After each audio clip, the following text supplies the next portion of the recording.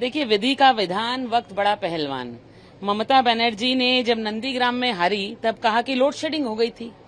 इस बार हारी तो बोलती है मशीन में चोरी हो गई थी। अरे भाई, मशीन में चोरी अगर हो गई थी तो फिर प्रियंका तिबड़ेवाल क्यों नहीं जीती? तो ये जो आरोप है ये बिल्कुल बेबुनियाद आरोप है। और आप कोर्ट जाइए, जहां जाना है चले जाइए। मैंने आपसे कहा कि वक्त बड़ा पहलवान। 2021 में जब हम गए थे कोर्ट, हमने बोला कि ईवीएम में घोटाला इन लोगों ने करने की कोशिश की। हमने कहा, इतने सारे इश्यूज रेज किए कि काउंटिंग होनी चाहिए, रिकाउंटिंग। 5 साल में सरकार गिर गई इनकी, मगर आज तक वो सब कुछ भी, उसकी जांच भी नहीं हुई, ना कोई सुनवाई हुई। तो ममता बनर्जी ये सब कुछ नहीं कर रही है, लेकिन अपना जो हार है उसे स्वीकार नहीं करके इसी तरह से लोगों को अड़ के दिखा रही है कि देखिए मैं लड़ाई कर रही हूँ। क्या लड़ाई कर रही हैं? खत्म हो गई, आप वर्चस्व नहीं रहा।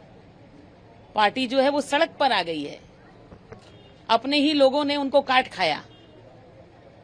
तो भाई ऐसा ही होता है जब आप अलग अलग ब्रीड के, आप समझ रहे हैं मैं क्या कहना चाह रही हूँ, पालेंगे तो वो मालिक को ही काट जाते हैं। कुछ उस कैटेगरी के होते हैं, तो वही हुआ उनके साथ। लेकिन वो मुख्यमंत्री जब वो हारी उसके बाद भी मुख्यमंत्री कुर्सी छोड़ने पर नदारत रही है। उसको लेके पहली बार देखा गया कि वो राज्यपाल के पास इस्तीफा नहीं सौंपी है। तो क्या लगता है ये हार स्वीकार नहीं कर पा रही है? नहीं, इसे फाइटर नहीं कहते हैं, इसे मैडनेस कहते हैं। कुर्सी नहीं छोड़ूंगी, ये क्या बात हुई? कुर्सी नहीं छोड़ेंगे तो निकालना पड़ा ना फिर उनको। तो अपनी, जब उन्होंने ना एक मर्यादा रखी, ना ही अपना सम्मान रखा, मान की बात तो आप छोड़ ही दीजिए।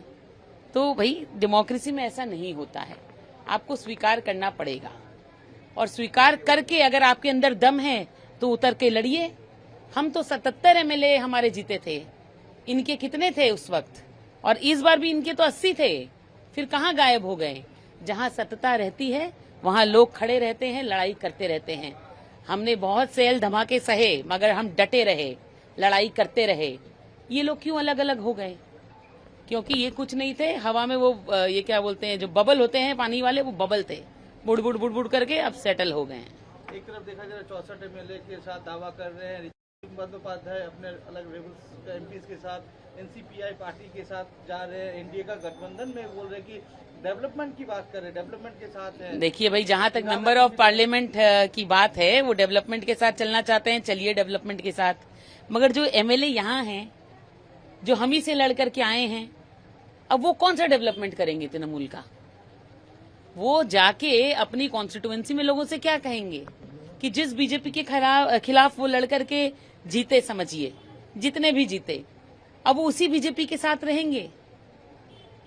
इस डर के मारे ये जीते हुए जो एमएलए हैं, लाइक संदीपन शाह, भगौड़े, ये अपनी ही कॉन्स्टिट्यूएंसी में नहीं घुस पा रहे हैं, क्योंकि जिस मुसलमान ने इनको वोट दे करके जिताया था, वही मुसलमान अंडे से स्वागत करेंगे। आओ तो सही। देखिए क्या बचा है, इनका तो अंतिम संस्कार हो गया है। और जहां तक की अस्थियों की बात है, तो ये गंगा में मिल भी नहीं सकती, क्योंकि हम गंगा को दूषित नहीं करना चाहते। इसीलिए जिस तरह से इनकी अस्थियां जो है वो गंगा में नहीं जा सकती, उसी तरह से यहाँ टीएमसी के जो एमएलए हैं वो बीजेपी में नहीं आ पाएंगे।